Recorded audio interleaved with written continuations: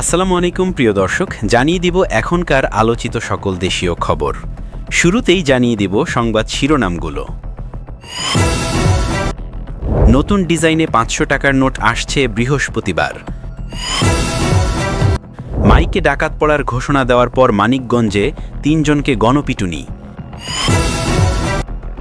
নির্বাচনী তফসিল ঘোষণা হলেই দেশে ফিরতে পারেন বিএনপির ভারপ্রাপ্ত চেয়ারম্যান তারেক রহমান। বেগম খালেদা জিয়া ভারতের চোখে চোখ রেখে কথা বলা শিখিয়েছেন বলছেন গণ অধিকার পরিষদের সাধারণ সম্পাদক রাশেদ খান। প্রিয় দর্শক, এতক্ষণ দেখছিলেন সংবাদ শিরোনামগুলো, এখন জানাবো বিস্তারিত খবর। নতুন ডিজাইনে ৫০০ টাকার নোট আসছে বৃহস্পতিবার। নতুন ডিজাইনের ৫০০ টাকার নোট আসছে বৃহস্পতিবার। নতুন সিরিজের আরও একটি নোট বাজারে ছাড়ছে বাংলাদেশ ব্যাংক। দেশের ঐতিহাসিক ও প্রত্নতাত্ত্বিক স্থাপত্যকে থিম করে তৈরি বাংলাদেশের ঐতিহাসিক ও প্রত্নতাত্ত্বিক স্থাপত্য শীর্ষক নতুন ডিজাইন ও সিরিজের ৫০০ টাকা মূল্যমানের নোট আগামী বৃহস্পতিবার প্রথমবারের মতো প্রচলনে আসছে। বাংলাদেশ ব্যাংকের পক্ষ থেকে একটি বিজ্ঞপ্তিতে এই তথ্য জানানো হয়েছে। নতুন নোটটির মাধ্যমে দেশের ইতিহাস ও সংস্কৃতির প্রতি সম্মান জানানো হয়েছে, যা সাধারণ জনগণের কাছেও একটি গুরুত্বপূর্ণ বার্তা বহন করবে। বিজ্ঞপ্তিতে আরও বলা হয়েছে, নতুন ৫০০ টাকার নোটে থাকছে শহীদ মিনার ও সুপ্রিম কোর্ট ভবনের ছবি। নোটের মাঝখানে ব্যাকগ্রাউন্ড হিসেবে ব্যবহৃত হয়েছে পাতা ও কলিসহ ফুসফুটিত জাতীয় শাপলার ছবি। এই নকশা বাংলাদেশে প্রকৃতি ও ঐতিহ্যের প্রতীক হিসেবে স্থান পেয়েছে। নোটটিতে জলছাপ হিসেবে রয়েছে আমাদের জাতীয় পশু রয়্যাল বেঙ্গল টাইগারের মুখ।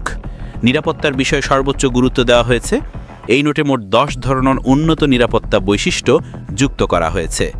এর মধ্যে উল্লেখযোগ্য হল ডান দিকে থাকা মূল্যবান ৫০০ সংখ্যাটি উন্নত রং পরিবর্তনশীল কালি দিয়ে ছাপা হয়েছে। নোটটি নাড়াচাড়া করলে রং সবুজ থেকে নীল হয় এবং এর ভেতরে কোনাকুনি ৫০০ সংখ্যাটি স্পষ্ট দেখা যায়, যা জাল নোট তৈরি থেকে রক্ষা করতে সাহায্য করবে। এই নতুন নোট বাজারে আসার ফলে দেশের অর্থনীতিতে একটি নতুন মাত্রা যোগ হবে এবং লেনদেন আরও নিরাপদ হবে বলে মনে করছেন বিশ্লেষকরা। নতুন নিরাপত্তা বৈশিষ্ট্যগুলোর কারণে গ্রাহকরাও সহজে আসল নোট শনাক্ত করতে পারবেন। মাইকে ডাকাত পড়ার ঘোষণা দেওয়ার পর মানিকগঞ্জের হরিরামপুরে স্থানীয়রা এক মাদক কারবারি সহ ৩ জনকে গণপিটুনি দিয়েছে। ঘটনায় আহত এই ৩ জন হলেন হরিরামপুর উপজেলার সুলতানপুর গ্রামের দুলালের ছেলে ২৭ বছর বয়সী আরিফ, সদর উপজেলার কলাশী এলাকার আফসারের ছেলে সাগর এবং শিবালয় উপজেলার নালি এলাকার মিঠু মোল্লা। হরিরামপুর থানা পুলিশ জানিয়েছে, গত সোমবার রাত ১০টার দিকে খাবাসপুর এলাকায় এই ঘটনাটি ঘটে। পুলিশ সূত্রে জানা গেছে, মাদক মামলার আসামি আরিফ খাবাসপুর চক থেকে দৌড়ে হরিরামপুর উপজেলার সত্রী গ্রামের একটি বাড়িতে প্রবেশ করলে বাড়ির লোকজন আতঙ্কে চিৎকার শুরু করে। এই চিৎকারের পরপরই মসজিদের মাইকে ডাকাত পড়েছে বলে ঘোষণা দেওয়া হয়। এই ঘোষণার ফলে স্থানীয়রা উত্তেজিত হয়ে ওঠে এবং তারা ৩ জনকে ঘিরে গণপিটুনি দেয়। এই ঘটনার খবর পেয়ে রাত ১০:৩০টার দিকে হরিরামপুর থানা পুলিশ ঘটনাস্থলে পৌঁছে এবং তাদের উদ্ধার করে। আহত ৩ জনকে দ্রুত হরিরামপুর উপজেলা স্বাস্থ্য কমপ্লেক্সে ভর্তি করা হয়। পরবর্তীতে রাত ১টার দিকে সদর থানার পুলিশ ও পরিবারের সহায়তায় তারা বাড়িতে ফিরে যান। তবে এই ঘটনায় মাদক কারবারি আরিফের সম্পৃক্ততা থাকায় স্থানীয়দের মধ্যে মিশ্র প্রতিক্রিয়া দেখা দিয়েছে। আইন শৃঙ্খলা পরিস্থিতি নিয়ন্ত্রণে রাখতে পুলিশ স্থানীয়দের শান্ত থাকার আহ্বান জানিয়েছে। যে কোনো অপরাধের জন্য আইনের আশ্রয় নিতে এবং আইন নিজের হাতে তুলে না নিতেও পুলিশ অনুরোধ করেছে। নির্বাচনী তফসিল ঘোষণা হলেই দেশে ফিরতে পারেন বিএনপির ভারপ্রাপ্ত চেয়ারম্যান তারেক রহমান। দেশের রাজনৈতিক অঙ্গনে এই মুহূর্তে সবচেয়ে বেশি আলোচিত দুটি বিষয় হল কবে জাতীয় নির্বাচনের তফসিল ঘোষণা হবে এবং বিএনপির ভারপ্রাপ্ত চেয়ারম্যান তারেক রহমান কবে দেশে ফিরছেন। হাসপাতালে চিকিৎসাধীন বিএনপির চেয়ারপারসন খালেদা জিয়ার শারীরিক অবস্থা সংকটপন্ন হওয়ায় তারেক রহমানের দেশে ফেরার বিষয়টি এখন দেশের আলোচনার কেন্দ্রবিন্দুতে রয়েছে। এই অবস্থায় তারেক রহমানের দেশে ফেরা নিয়ে তার ঘনিষ্ঠ একটি সূত্র জানিয়েছে যে জাতীয় নির্বাচনের তফসিল ঘোষণা হলেই তিনি দেশে ফিরবেন। ওই সূত্র আরও জানায়, গণ অভ্যুত্থানের পর সরকার পতনের পটভূমিতে নিজের নিরাপত্তা ইস্যুকে প্রাধান্য দিয়ে দ্রুত দেশে ফেরার বিষয়ে তিনি সিদ্ধান্ত নেননি। তবে জাতীয় নির্বাচনের তফসিল ঘোষণার পর তিনি দেশে ফেরার প্রস্তুতি নিচ্ছেন। স্ত্রী জুবাইদা রহমান ও কন্যা জাইমা রহমানও তার সঙ্গে দেশে ফিরবেন। দেশে ফেরার সঙ্গে তারেক রহমানের নিরাপত্তার বিষয়টি নিবিড়ভাবে জড়িত। রাজনৈতিক দলের শীর্ষস্থানীয় ব্যক্তি প্রার্থী হিসেবে তিনি আইন শৃঙ্খলা রক্ষীকারী বাহিনীর পক্ষ থেকে সব ধরনের নিরাপত্তা সুবিধা পাবেন, তবে সরকারিভাবে তাকে বিশেষ নিরাপত্তা দেওয়ার সুযোগ নেই বলে সরকার সংশ্লিষ্ট সূত্রগুলো জানিয়েছে। দলীয় সূত্র বলছে বিএনপি দল থেকে তারেক রহমানের নিরাপত্তার ব্যবস্থা করছে। তিনি দেশে ফেরার আগেই এই নিরাপত্তা বাহিনী প্রস্তুত থাকবে। এই বাহিনী তাকে সর্বক্ষণ নিরাপত্তা বলয়ের মধ্যে রাখবে। এছাড়া খালেদা জিয়াও তারেক রহমানের নিরাপত্তার বিষয়টি সামনে রেখে দুটি বুলেট প্রুফ গাড়ি কেনার উদ্যোগও নিয়েছে বিএনপি। দেশে ফিরে তারেক রহমান কোথায় উঠবেন এবং কোথায় অফিস করবেন তা প্রায় চূড়ান্ত হয়ে গেছে। দলীয় সূত্র বলছে গুলশান 2-এর ফিরোজা ভবনের পাশে 1996 নম্বর বাড়িতে উঠবেন তারেক রহমান।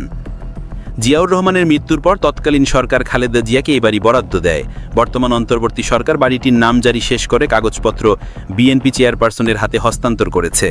বাড়িটি সংস্কার করে সেখানে সিসি ক্যামেরা লাগানো হয়েছে এবং বিএনপি চেয়ারপারসনের সিকিউরিটি ফোর্সকে এই বাড়িটির নিরাপত্তার দায়িত্ব দেওয়া হয়েছে। এদিকে তারেক রহমানের দেশে ফেরার বিষয়ে সরকারের পক্ষ থেকে কোনো বিধিনিষেধ নেই বলে পররাষ্ট্র উপদেষ্টা এবং প্রধান উপদেষ্টা প্রেস সচিব নিশ্চিত করেছেন। পররাষ্ট্র উপদেষ্টা জানিয়েছেন, তারেক রহমান দেশে আসতে চাইলে একদিনেই তাকে ট্রাভেল পাস দেওয়া সম্ভব। দলীয় সূত্র বলছে তারেক রহমানের দেশে ফেরার দিনটিকে স্মরণীয় করে তুলতে চায় বিএনপি। এজন্য সব ধরনের প্রস্তুতি নিয়ে তারা দেশে ফেরার দিন তারিখ ঘোষণা করবেন। বেগম খালেদা জিয়া ভারতের চোখে চোখ রেখে কথা বলা শিখিয়েছেন বলছেন গণ অধিকার পরিষদের সাধারণ সম্পাদক রাশেদ খান। তিনি বলেছেন, বেগম খালেদা জিয়া দেশের গণতন্ত্রের জন্য ও সার্বভৌমত্বের জন্য আপসীন নেত্রী। তিনি একমাত্র প্রধানমন্ত্রী যিনি আধিপত্যবাদী ভারতের চোখে চোখ রেখে কথা বলেছেন। তিনি আরও বলেন, বেগম জিয়া আমাদের আধিপত্যবাদের বিরুদ্ধে কথা বলা শিখিয়েছেন। আমরা কায়মনোবাক্যে বেগম খালেদা জিয়ার সুস্বাস্থ্য কামনা করি। রাশেদ খান বলেছেন, আগামী জাতীয় সংসদ নির্বাচন যথাসময়ে অনুষ্ঠিত হতে হবে। তিনি অভিযোগ করেন, জাতীয় আধিপত্যবাদীরা নির্বাচন নিয়ে আন্তর্জাতিকভাবে ষড়যন্ত্র শুরু করেছে। তবে গণ অভ্যুত্থানের পক্ষশক্তির রাজনৈতিক দলগুলো এসব ষড়যন্ত্র রুখে দিতে প্রস্তুত রয়েছে। তারেক রহমানের দেশে ফেরার প্রসঙ্গে রাশেদ খান আরও বলেন, আমরা প্রত্যাশা করি তারেক রহমান শীঘ্রই দেশে ফিরবেন। দেশের মানুষ তারেক রহমানের দেশে ফেরার খবর জানতে উদগ্রীব। বিএনপি ও তারেক রহমান এই বিষয়ে চূড়ান্ত সিদ্ধান্ত নিতে পারেন। প্রিয় দর্শক, এই ছিল এখনকার গুরুত্বপূর্ণ নিউজ। আরও গুরুত্বপূর্ণ নিউজ নিয়ে ফিরছি কিছুক্ষণের মধ্যে। নিউজগুলো সবার আগে দেখার জন্য এই চ্যানেলটি সাবস্ক্রাইব করে আমাদের সাথে থাকুন। ধন্যবাদ।